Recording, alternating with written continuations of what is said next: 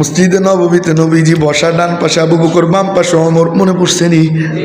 আরে কথা কয় না, মনে পড়ছে তো? নবীজি বললেন আল্লাহ পাক উম্মতে মুহাম্মাদির থেকে 70,000 মানুষকে বিনা হিসেবে জান্নাত দান করে দিবে। এরপর এই 70,000 ডাক দিয়ে বলবে তোরা প্রত্যেকে নিয়ে যাবি আরো 70,000। এরপর জাহান্নামের চিপায় চাপায় যে 2-4টা পয়রা থাকবে, আল্লাহ পাক কুদরতি হাত দিয়ে কাসান দিবে। খুব মনোযোগ। কাসান দিয়া জাহান্নাম থেকে গেউরা তুলবে। এটার গেউরা না কি কয়? আমাদের দেশে গেউরা কয় চোল। চোল তুলবে, এক চোল উঠাইয়া জান্নাতে ফিক্কা মারবে। ওর মাথা চুলকে আর কয় ইয়া রাসূলুল্লাহ, কয় কি আর একটু বাড়ান যায় না? ওনার লকব ছিল উনি আরহাম, মেলা দয়া, ওনার লকব দিছে নবীজি। এবার নবীজি কয় আচ্ছা যাও 2 চুল। আবু বকর কয় ইয়া রাসূলুল্লাহ একটু বাড়াইলে কি ক্ষতি হবে নি? ওমরে ফারুক বাম পাশ থেকে শুধু টেরায় টেরায় চায় আর কয় ভাই আবু বকর কয় কি আপনি চুলাচুলি বন্ধ করেন। কয় কেন?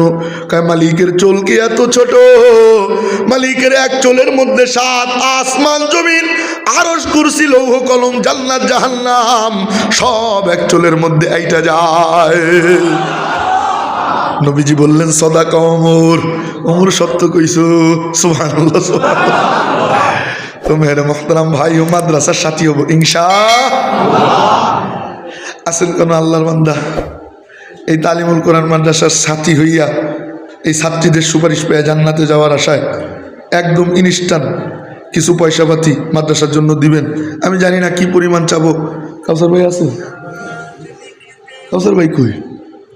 সব আমরা আছেন কোন? কি পরিমাণ চাবো আমি জানি না। আমি চাইতে আসলে পারিও না, তবে মাদ্রাসার খাতিরে আমি জানি না কি চাইবো আর কি দিবেন আপনারা। আচ্ছা 1,000 টাকা করে দেওয়ার মতো কেউ আছেননি? কোন কোন আল্লাহর বান্দা আছেন যে 1,000 টাকা এই মাহফিল থেকে এখনই দিব, কোরআনের সুপারিশ পেয়ে আল্লাহর জান্নাতে যাওয়ার আশায়, এই ছাত্রীদের সুপারিশ পেয়ে আল্লাহর জান্নাতে যাওয়ার আশায়? আছেন?